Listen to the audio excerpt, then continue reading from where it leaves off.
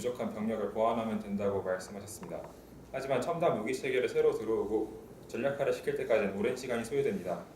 때문에 단기간 안에 부족한 병력 수를 충분히 보완할 정도로 첨단 무기 체계를 전략화시키는 것은 불가능합니다. 따라서 현 정부 임기 내에 군 복무기간을 단축하면 무기 체계 개선이 미처 이뤄지기 전에 병력이 부족해지면서 국방력이 약화될 것입니다. 미래를 준비해야 하는 20대의 황금 같은 시간을 군 복무에 쓰는 것은 개인에게 있어 큰 낭비임에 동의합니다.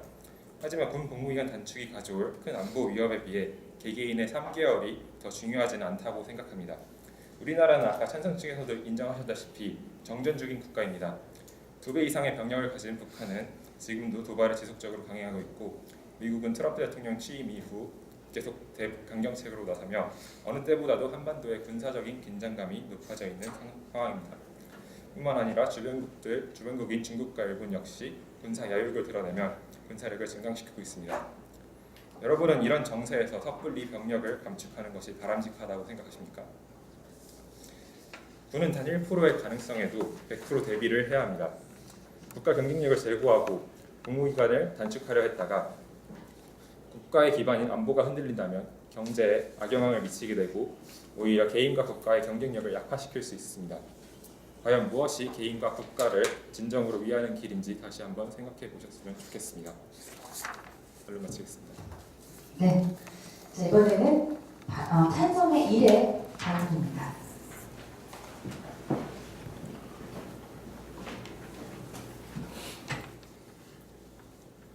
네, 찬성 측의 첫 번째 발언 시작하겠습니다. 저는 앞에서 반대 측에서 말씀하셨던 군 복무 단축으로 인한 국방력 감소에 대해서 말씀드리겠습니다.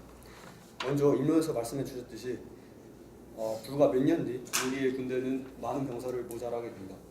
지금 우리가 60만 대군을 유지해야 된다고 고집하는 것은 너무나도 긍지한적인 접근입니다. 우리는 적은 병력으로 강한 군대를 만드는 법을 지금부터 터득해야 합니다. 이거는 선택이 아니라 필수입니다. 따라서 군 복무기간 3개월 단축은 우리의 적은 군대로 인한 적은 병력으로 강한 군대를 만드는 일에 대한 인식을 바꿔줘야 될 것이고 또 따라서 미래에 대한 대비를 해줄 것입니다. 뿐만 아니라 과거의 전쟁에서 보병의 역할이 점령지까지의 길을 뚫고 또 점령지를 수호하는 것이었다면 현대 전쟁에서 보병의 역할은 오직 점령지를 수호하는 일입니다. 현대전의 대표격이라고 생각할 수 있는 이라크전에서 보셨듯이 적의 영토를 점령하는 데는 원거리 전밀파악과 네트워크가 핵심입니다. 또한 크레딧 스위스 조사 결과에 따르면 한 20만 명대에 불과한 일본 자위대는 우수한 장비와 기술 덕에 현재 우리나라 국군보다 높은 세계 4위의 군사력을 갖고 있습니다. 그리고 아까 인용해서 서방 국가들이 소련을 더 무서워했다 미국보다 라고 말씀해 주셨는데 사실 이 시대에도 가장 중요하게 생각됐던 것은 기술입니다. 미국이 냉전 시절에 가장 많은 돈을 투자하고 가장 많은 기술 개발했던 부분이 바로 정찰기입니다. 정찰기를 소련 성공에서 날려도 떨어뜨릴 수 없게 높고 빠르게 날리는 것이 미국의 주 기술이었습니다. 이 시대에도 이랬는데 지금 현대 국군의 적이 되고 있는 우리나라들이 현대전에 맞춰서 변하고 있을 때 우리가 군인수 단 60만이라는 군인수에 연연하고 있다면 이것은 오히려 군사력의 약화가 될 수 있습니다. 감사합니다. 네, 자, 이번에는 반대쪽 2의 발언입니다.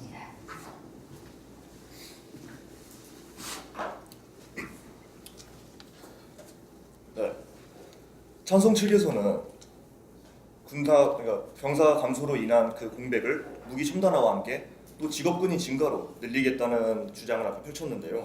적어도 임기 내에 이런 직업군인의 증원과 병사들의 처우 개선의 병행은 불가능하다고 생각합니다. 아까 말씀드린 바와 같이 이미 사병 처우 개선에만 수조 원의 돈이 들어갑니다.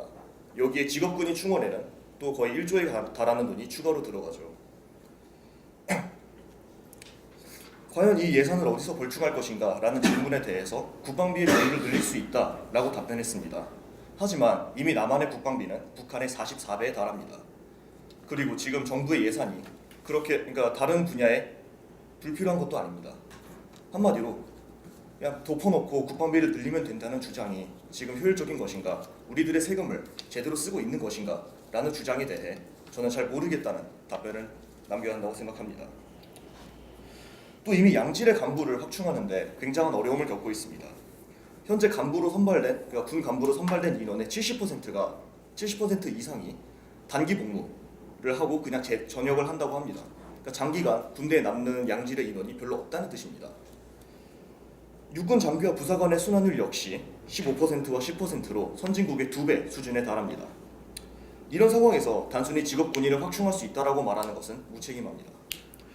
마지막으로 군복무 기간 단축으로 징집병이 줄고 직업군인이 늘어난다면 주로 경제적으로 하위 계층에 있는 사람들이 직업군인에 지원할 확률이 훨씬 높아집니다. 이것은 다들 동의하실 거라 생각을 하고, 이는 한마디로 전쟁 가능성이 여전한 대한민국에서 경제적으로 어려운 계층이 국가를 지킬 의무와 책임, 나아가서는 그 위험까지 떠안는다는 말이 됩니다. 전 이 점에서도 군복무 기간 단축을 현재 임기 내 진행하는 것은 반대한다고 생각합니다. 이상입니다. 네, 자, 마지막입니다. 찬성 측 2의 반박입니다.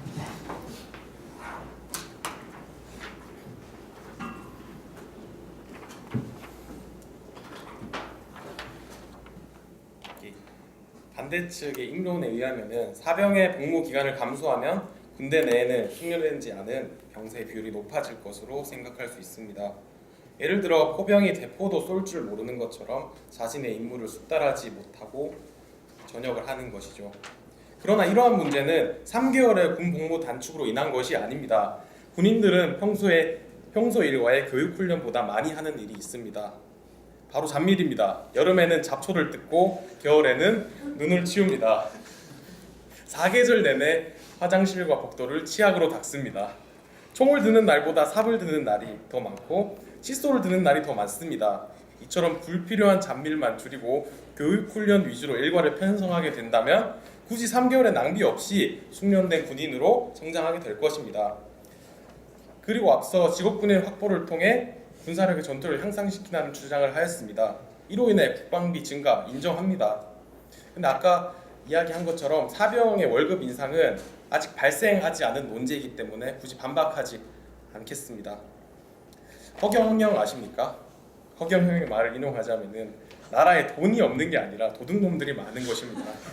그렇습니다. 우리나라 국방비로 쓰이는 비용 중에서 군납 비리, 방산 비리로 의심되는 사례가 너무나 많습니다. 예를 들어 군 막사를 개선한 내부반 현대화 사업과 같은 경우에는 10년간 7조 원에 달하는 돈이 샌 것으로 의심되었습니다. 적절한 감사를 통해 군수 비리를 줄여나간다면 세금이 늘어나는 것을 어느 정도 방지할 수 있을 것입니다. 물론 군납 비리를 줄이더라도 인건비의 상승을 해결하는 데 어려움이 있을 것입니다. 그런데 여러분, 20대 남성들은 21개월 동안 300만 원 남짓한 돈을 받으며 원하지도 않는 군대에 갇혀 부모님도 친구도 보지 못합니다. 고작 하루에 5천 원을 받고 나라를 지키고 있습니다. 이러한 헌신으로 국방비를 아끼는 게 바람직한 것일까요? 군 복무 기간을 줄여 사병들의 부담을 줄여주는 것이 맞다고 생각합니다. 이상입니다.